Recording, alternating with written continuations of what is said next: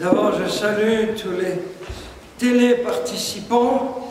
Après un si long silence, on se retrouve avec beaucoup de JL dispersés par le monde et qui comptent beaucoup sur ces homélies, d'autant plus que, à la différence de nous à Pratelon, vous n'avez pas le bonheur de pouvoir vivre la messe même du dimanche. Nous sommes en immense compassion avec cette terrible souffrance de ne pas pouvoir célébrer, que ce soit les orthodoxes, la divine liturgie, que ce soit les protestants évangéliques avec le culte du dimanche, l'école du dimanche, que ce soit les catholiques avec la Sainte Messe. Beaucoup parmi vous sont debout à genoux devant les églises, fermées pour montrer votre communion. Vous manifestez avec beaucoup de courage cet amour de l'Eucharistie. Et donc pour nous qui sommes ici à Giel, savourons notre bonheur, la grâce que le Seigneur nous fait, de ne pas être confinés dans notre petite chambre ou notre appartement. Et nous venons d'entendre cette grande parabole sur les talents. Alors bien sûr, ça implique tous ces talents humains que le Seigneur nous a donnés à chacun, ses charismes, ses grâces au service des autres. Chacun en a une bonne part, tous en ont, et il faut les développer, les épanouir, les faire grandir tout au long de notre vie. Que ce soit le talent pour l'évangélisation, pour la musique, pour le sport, pour l'art, que sais-je. Mais surtout, le Seigneur veut nous parler de ce don de la vie divine, de l'Esprit Saint, à notre baptême, qui nous a été donné comme un germe, comme une petite semence. Et la semence est là pour grandir. Elle ne peut pas rester indéfiniment une semence. L'enfant, le tout petit, encore à l'état de zygote, de la fusion des gamètes, n'est pas fait pour rester zygote pendant 80 ans. Il est fait pour grandir, d'abord in situ et ensuite après sa naissance. Nous voyons pour notre petit Gabriel au milieu de nous, c'est une merveille de le voir grandir tout doucement, de mois en mois, etc. Donc c'est la croissance, la fructification. Si tu plantes un grain de blé, ce n'est pas pour rester un grain de blé. Il faut qu'il porte des épis et des grains de blé. Il faut que l'arbre fruitier porte ses fleurs et ensuite ses fruits. Et toute notre vie, nous sommes en état de croissance de tous ces dons que le Seigneur nous a faits, surtout ce don de la sainteté, avec toutes les grâces du Saint-Esprit, toutes les vertus, tous les charismes, qui sont avant tout des dons de Dieu. Tout est là pour la croissance, pour porter beaucoup de fruits. Et c'est ce que le Seigneur va nous demander quand nous allons le rencontrer, qu'il va nous introduire dans son royaume. Il va nous demander « Quel fruit as-tu porté à ce que j'ai semé en toi lors de ton baptême? As-tu fait grandir de jour en jour, de mois en mois, d'année en année, de décade en décade? As-tu fait grandir ce trésor qu'est mon Esprit Saint que j'ai déposé dans ton âme? Où sont tes fleurs? Où sont tes fruits? » Et justement, ce matin au Lot, nous avions ce bel évangile de Jésus au bord du lac. Et ça fait déjà plusieurs semaines que je l'avais proclamé pour ce matin. Et je n'avais pas fait le lien avec l'évangile. Mais le lien est tellement clair, parce que Jésus, au bord du lac, il demande « Avez-vous du poisson ?» Et les pauvres, ils ont pêché toute la nuit sans rien prendre, ils sont très découragés. Et c'est Jésus qui leur dit, lancez le filet à droite. Et ils obéissent. Ils pourraient très bien dire, mais qui est ce type-là, là-bas sur la plage? Nous, on a trimé toute la nuit, il se prend pour qui? Qu'est-ce qu'il lui prend? Eh bien non, ils obéissent.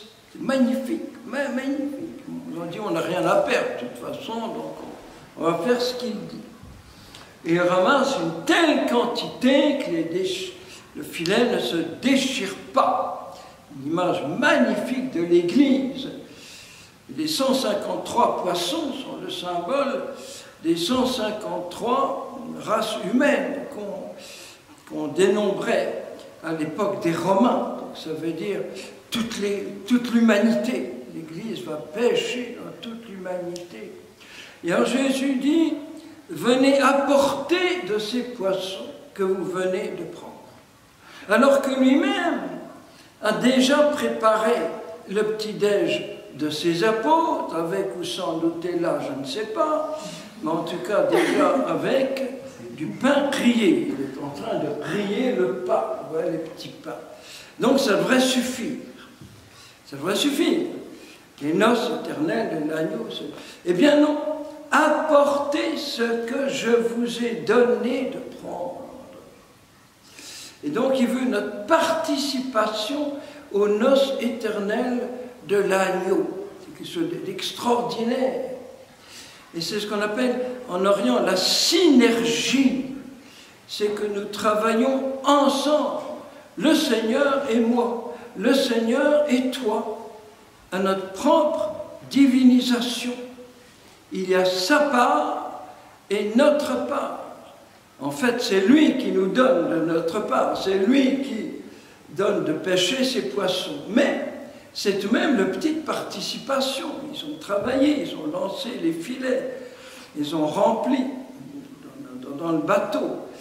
Et donc, il y a cette merveilleuse coopération, coordination, co-travail. Nous sommes les co-ouvriers de notre propre sanctification, divinisation. C'est pas automatique malgré nous, tac, tac, tac, tu rentres automatiquement au paradis, peu importe ce que tu as fait, etc. Et il y a une différence entre celui qui n'a jamais vécu sa foi, qui a été baptisé, c'est tout, basta, puis c'est fini, et celui qui a fait fructifier ce don primordial de notre première Pentecôte, notre Pentecôte initiale, de notre baptême. Et donc nous devons beaucoup penser à ce jour béni. Nous aurons le bonheur d'apporter à Jésus ce qu'il nous a donné de pécher. Ne serait-ce que ceux à qui, pendant notre vie, nous aurons annoncé Jésus, nous aurons conduit à Jésus, les fruits de notre évangélisation. Il va nous demander, mais qu'est-ce que je t'ai donné un don d'évangélisation, en plus tu as fait JL, donc tu dois savoir ce que c'est que partager le bonheur d'être enfant de Dieu. Qu'est-ce que tu en as fait? Combien de personnes tu m'amènes? Combien de frères et sœurs tu m'amènes, hein?